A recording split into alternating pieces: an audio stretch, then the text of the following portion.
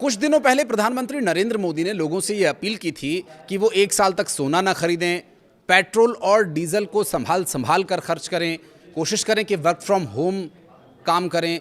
Schools के लिए, students के लिए कोशिश ये होनी चाहिए कि वो ऑनलाइन क्लासेस लें, खाने के तेल में थोड़ी कटौती करें। ये सारे विषय इसलिए उन्होंने उठाए थे क्योंकि अंतर्राष्ट्रीय स्तर पर जो युद्ध के हालात बने हुए हैं उसकी वजह से ये सभी प्रभावित हो रहे हैं। और ऐसे में उसके बाद पहले सोने के दाम बढ़े, फिर अब पेट्रोल और डीजल के दाम, तो अगला नंबर किसका है? बात करेंगे इसी पर विस्तार पूर्वक। नमस्कार, मैं हूं आशीष त्रिपाठी आपके साथ। शुरुआत करने से पहले जल्दी मैं आपको इस वक्त जो बड़े 4 महानगर हैं उसमें पेट्रोल डीजल की क्या है कीमत, उसके बारे में बात कर ले। अगर महानगरों में डीजल की नई कीमतों की बात करें तो दिल्ली में जो 87 रुपये 67 पैसे था वो अब 90 रुपये 67 पैसे हो गया है, 3 रुपये बढ़े हैं। मुंबई में 90 रुपये से ज़्यादा इसकी लगभग कीमत थी, 3 पैसे 90 रुपये 3 पैसे, जो 93 रुपये 14 पैसे हो गई है। 3 रुपये 11 पैसे इसकी कीमत बढ़ी है। कोलकाता में 92 रुपये 2 पैसे इसकी कीमत हुआ करती थी, अब 95 रुपये 13 पैसे इसकी कीमत हुई। यहाँ भी 3 रुपये 11 पैसे की बढ़ोतरी की गई है। और चेन्नई में 92 रुपये 39 पैसे की जगह अब 95 रुपये 25 पैसे खर्च करने होंगे आपको, जिसमें कि 2 रुपये 86 पैसे की बढ़ोतरी की गई है। यह है महानगरों की संभावित कीमत। और बात करें देश के प्रमुख शहरों में पेट्रोल और डीजल के दाम की, तो नई कीमतों के साथ चंडीगढ़ में 94 रुपये 24 पैसे पेट्रोल, 82 रुपये 40 पैसे डीजल। और जयपुर की बात करें तो 104 रुपये 72 पैसे पेट्रोल और 90 रुपये 21 पैसे डीजल। पेट्रोल की कीमत कुछ इस तरह से थी। ये अब इसमें आप जो पहले हमने आपको अंतर बताया ना, 3 रुपये 11 पैसे, अब उसमें ये जुड़ गया है और कीमत बढ़ गई है।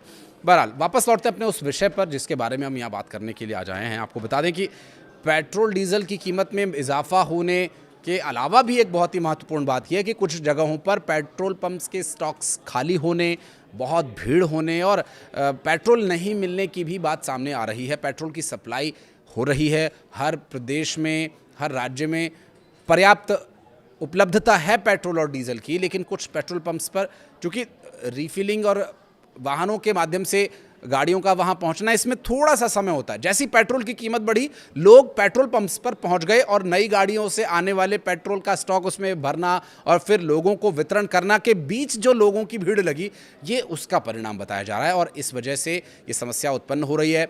कई जगह से इस तरह की अफवाहें भी उठ रही हैं कि पेट्रोल खत्म हो गया। उसके पीछे का कारण मैंने आपको बताया कि वो किस परिस्थिति में हुआ। हर जगह जिला प्रशासन की ओर से भी ये अपील लोगों से की जा रही है, राज्य के प्रमुख अधिकारियों की तरफ से ये अपील की जा रही है और देश के प्रधानमंत्री भी ये अपील कर रहे हैं कि सारी जो ऊर्जा की उपलब्धता है वो पर्याप्त है। बस ऐसे में पैनिक बाइंग करने से आप बचें कि मसलन अगर आप 150-200 रुपये का पेट्रोल डलवाते हैं तो आप 500 रुपये का पेट्रोल डलवाने लगेंगे तो जाहिर है स्टॉक पर उसका असर सामान्य तौर पर पड़ने वाला है। अब से कुछ दिन पहले भी ये परिस्थितियाँ बनाने की कोशिश की गई थी, अफवाह फैलाने की कोशिश की गई थी। इसके बाद आज जो सिचुएशन है वो ये है कि पेट्रोल पर्याप्त मात्रा में उपलब्ध है, लेकिन दाम उसके इसलिए बढ़े हैं क्योंकि अंतर्राष्ट्रीय स्तर पर ये दावा सब प्रशासन और सरकार की तरफ से बार बार किया जा रहा है। अब बात प्रधानमंत्री नरेंद्र मोदी के उस अपील की जिसके चलते अब एक और बड़ी जो संभावना है कि ऐसा हो सकता है कि आपको वर्क फ्रॉम होम करना पड़े। हो सकता है कि स्कूल्स में ये अनिवार्य कर दिया जाए कि उन्हें ऑनलाइन क्लासेस ही लेनी होंगी, जैसा कि कोरोना काल में हमने देखा था।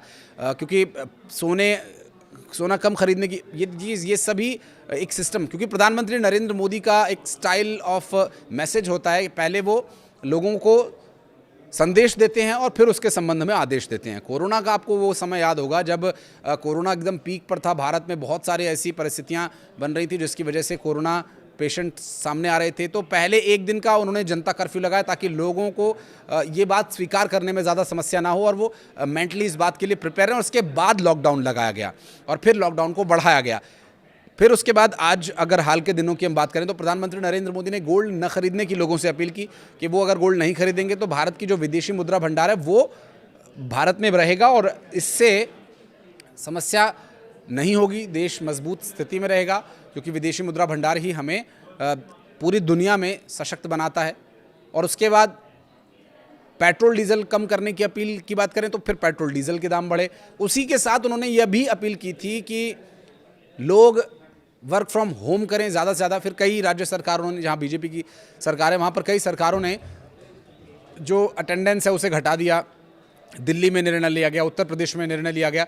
पेट्रोल और डीजल 3-3 रुपये प्रति लीटर महंगा हुआ है। कहीं 3 रुपये 11 पैसे है, कहीं 3 रुपये 14 पैसे है, कहीं 3 रुपये 21 पैसे। इस तरह से अलग अलग सिचुएशन अलग अलग स्टेट में है। दिल्ली में इस वक्त 97 रुपये 77 पैसे प्रति लीटर कीमत बताई जा रही है और डीजल 90 रुपये 67 पैसे की नई दर से मिल रहा है। नए दाम 15 मई को ही लागू हो गए थे और करीब 2 साल बाद दामों में ये बढ़ोतरी की गई है। अब आप देखिए कि इतना लंबा समय युद्ध के हालातों का रहा, लेकिन उसमें जहाँ पाकिस्तान में बेतहाशा पेट्रोल के दाम बढ़े, 150-200 रुपये बढ़ा करके फिर 50 रुपये कम कर दिए गए, यहाँ पर 3 रुपये 11 पैसे, 3 रुपये 14 पैसे, 3 रुपये 21 पैसे, इस हिसाब से पेट्रोल की कीमत बढ़ रही है और स्टॉक में अभी तक कमी नहीं आई है। इस बात को देख करके हमें ये समझ जाना चाहिए कि भारत में जो स्थिरता उसे बनाए रखने के लिए बड़े स्तर पर प्रयास हो रहे हैं। तो वहीं कंपनीज़ को जो पेट्रोल और डीजल 25 से 30 रुपये प्रति लीटर का घाटा हो रहा है वो इसलिए लोगों पर नहीं थोपा जा रहा है जिससे कि जो पैनिक सिचुएशन है वो ना बने। पेट्रोल और डीजल की कीमतों के साथ प्रमुख शहरों में सीएनजी में भी 2 रुपये प्रति किलो की महंगाई देखने को मिल रही है। ये महंगी हो गई है। दिल्ली में अब 1 किलो सीएनजी जो है वो 79 रुपये 9 रुपये खर्च करने के बाद आप ले सकेंगे। और इस बढ़ोतरी की मुख्य वजह अंतर्राष्ट्रीय बाजार में कच्चे तेल की कीमतों में उछाल या उतार चढ़ाव बताया जा रहा है। ईरान और अमेरिका की जंग शुरू होने से पहले क्रूड ऑयल के दाम $70 थे, जो अब बढ़ाकर $100 प्रति बैरल पहुंच गए हैं और क्रूड की कीमतें बढ़ने की वजह से तेल कंपनीज पर दबाव था, इसलिए कंपनीज ने घाटे की भरपाई के लिए ये कदम उठाया है। अगर कच्चे तेल की कीमतों में लंबे समय तक तेज़ी बनी रहती है तो पेट्रोल डीजल की कीमतों में भी बढ़ोतरी जाहिर होगी। सरकार अब तक यही तर्क देती रही थी कि पश्चिम एशिया युद्ध के कारण वैश्विक स्तर पर तेल की कीमतों में उछाल आया। इसके चलते पाकिस्तान, नेपाल, श्रीलंका जैसे पड़ोसी देशों में पेट्रोल डीजल की कीमतों में 15 से 20% तक का बढ़ोतरी देखने को मिली थी और भारतीय उपभोक्ताओं पर इसका बोझ अब तक नहीं डाला गया है। देश में पेट्रोल और डीजल की कीमतें मार्च 2024 से स्थिर बनी हुई थी। लोकसभा चुनाव 2024 से ठीक पहले सरकार ने कीमतों में 2 रुपये प्रति लीटर की कटौती कर जनता को राहत दी थी। हालांकि तकनीकी रूप से भारत में ईंधन की कीमतें विनियमित हैं और कंपनी अंतर्राष्ट्रीय क्रूड की 15 दिनों की औसत कीमत के आधार पर हर दिन रेट बदल सकती हैं, लेकिन राजनीतिक संवेदनशीलता के कारण इन्हें लंबे समय तक नहीं बदला गया था और चूँकि काफ़ी घाटा कंपनीज को हो रहा है इसलिए अब इनमें बदलाव किया गया है। बात उस विषय की जिस पर कि आशंका है या संभावना है, प्रधानमंत्री नरेंद्र मोदी ने जिन विषयों पर बात रखी थी उनमें से 2-3 पर तो असर दिखाई दे रहा है, लेकिन 2-3 विषय जिस पर अभी तक असर नहीं दिखाई दिया वो ये है कि वर्क फ्रॉम होम को लेकर के एक नया नियम लाया जा सकता है और वर्क फ्रॉम होम अनिवार्य कर दिया जाए। कंपनीज़ को निर्देश दिए जा सकते हैं और ऐसा करने के पीछे प्रबल संभावनाएँ हैं, क्योंकि पहले सोने के खरीदी को लेकर नियंत्रित तरीके से और फिर पेट्रोल डीजल में नियंत्रित तरीके से खर्च के विषय पर अब एक एक परिणाम देखने को मिले। सोने का दाम बढ़ा, पेट्रोल डीजल का दाम बढ़ा, सीएनजी का दाम बढ़ा।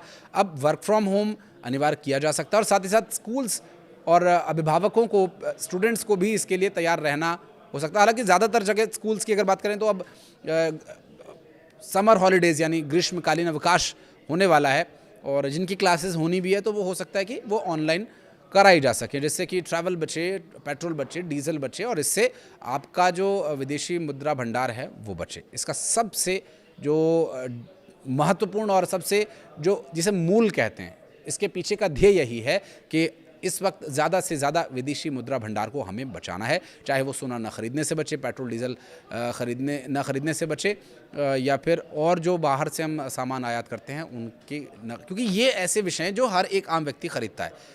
पेट्रोल हर किसी के जीवन का हिस्सा है, डीजल हर किसी के जीवन का हिस्सा है, स्कूल की शिक्षा हर किसी के जीवन का हिस्सा है, तो उसका असर पेट्रोल डीजल, तो ये कुल मिलाकर के जो स्थिति है वो इसलिए भी महत्वपूर्ण हो जाती है कि आप मेंटली प्रिपेयर रहें।